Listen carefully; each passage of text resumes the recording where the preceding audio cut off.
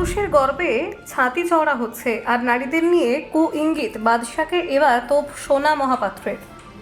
বাদশার গান টটিরি ঘিরে তীব্র বিতর্ক, নারী শরীর নিয়ে ইঙ্গিত তোপ দাগলেন সোনা মহাপাত্র।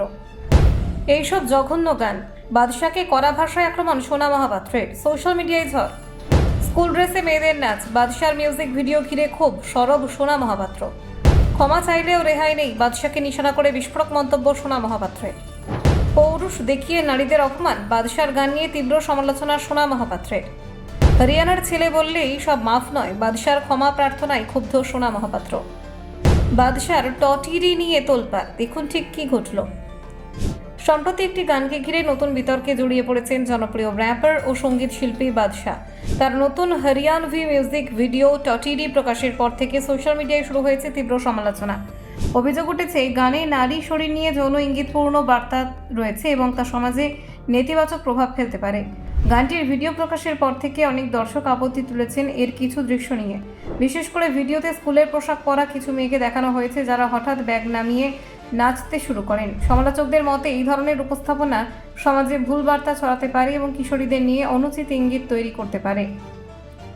এই বিতর্কে সরব হয়েছেন গায়িকা সোনা মহাপাত্র। তিনি সোশ্যাল মিডিয়ায় একটি দীর্ঘ বিবৃতিতে বাদশার গান ভিডিও নিয়ে তীব্র ক্ষোভ প্রকাশ করেন।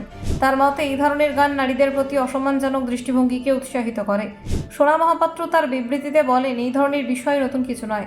তার কথায় বারবার দেখা যায় যে কিছু পুরুষ শিল্পী নিজেদের পৌরুষকে বড় করে দেখাতে নারীদের নিয়ে যৌন ইঙ্গিতপূর্ণ কথা বলেন এবং সেটাকেই বিনোদনের অংশ হিসেবে তুলে ধরেন।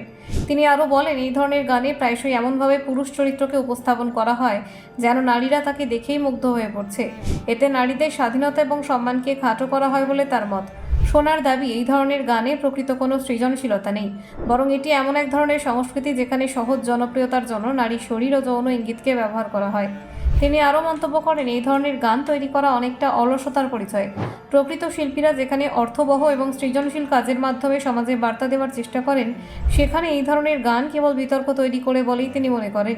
বিতর্ক বাড়তে থাকায় বাদশা শেষ পর্যন্ত এই গান নিয়ে দুঃখ প্রকাশ করেন। তিনি জানান, কারো অনুভূতিতে আঘাত লাগলে তিনি তার জন্য দুঃখিত, তবে তার এই ক্ষমা প্রার্থনাও সমালোচনার হাত থেকে তাকে পুরোপুরি রক্ষা করতে পারেনি।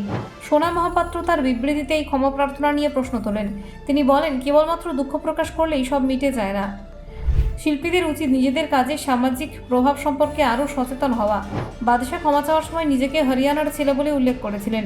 এই বিষয়টিকেও সোনা মহাপাত্র তীব্রভাবে সমালোচনা করেন। তার মতে, কোনো অঞ্চলের পরিচয় ব্যবহার করে বিতর্ক থেকে বেরিয়ে আসার চেষ্টা করা উচিত নয়।